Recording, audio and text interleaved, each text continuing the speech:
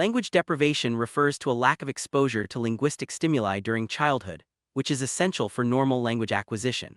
Without early and consistent interaction with language, a child's ability to develop communication skills can be severely hindered. This phenomenon has been the subject of much research and ethical debate, as intentionally depriving someone of language is considered highly controversial. However, real-life cases and observations have provided valuable insights into how critical early language exposure is for cognitive and social development. In this video, we'll explore the concept of language deprivation, its causes, and its profound effects on individuals. The idea of studying language deprivation through controlled experiments is often called the forbidden experiment.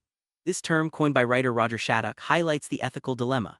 To truly understand the effects of language deprivation, one would have to intentionally withhold language from a child, which is unacceptable.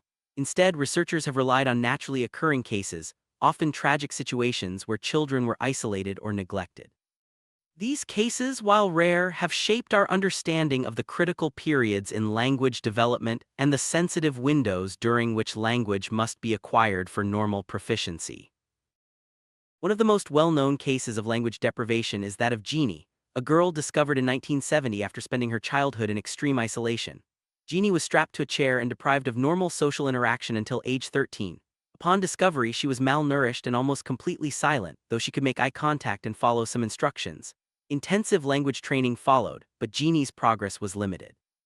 After years of effort, her language abilities resembled those of a toddler, and she struggled with complex grammar and sentence structure.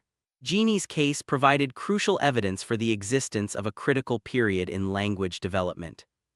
Beyond Jeannie, history records several other cases of language deprivation. Kaspar Hauser, for example, was allegedly kept in a dungeon until age 17 and emerged with only minimal language skills. Anna, isolated by her mother, was found at age 6 with severe developmental delays and limited social interaction. Isabelle, confined with her deaf and mute mother, spent over 6 years in silence before being discovered. Each of these cases demonstrates the profound impact of early deprivation, but also the varying degrees of recovery possible when intervention occurs at different ages. Feral children or children raised in the wild present another perspective on language deprivation. Victor, the wild boy of Avarin, was found at age 13 living in the forests of France. He was uncivilized, insensitive to temperature, and ran on all fours.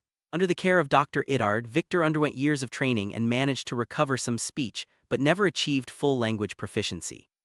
Such cases highlight the importance of early human interaction and the challenges of acquiring language after missing the critical developmental window.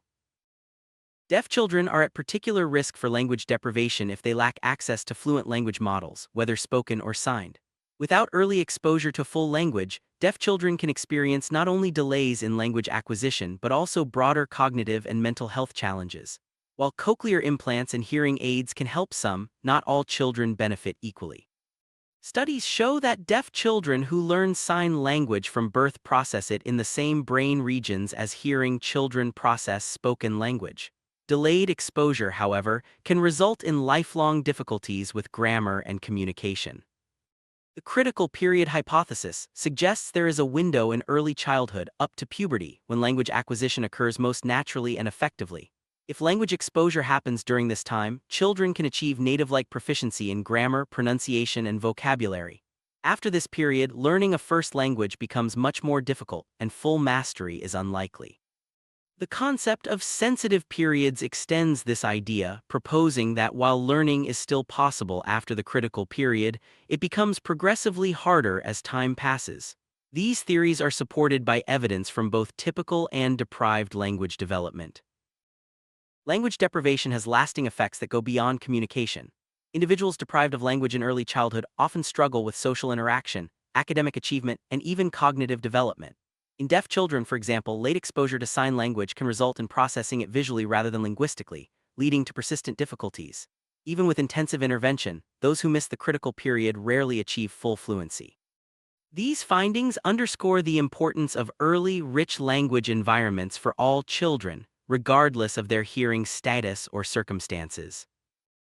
The study of language deprivation teaches us the vital role of early language exposure in shaping a person's future. For parents, caregivers, and educators, it's crucial to provide children, especially those at risk, such as deaf children or those in neglectful environments, with access to rich, fluent language models as early as possible. Whether through spoken or sign language, early communication lays the foundation for lifelong learning, social connection, and mental health.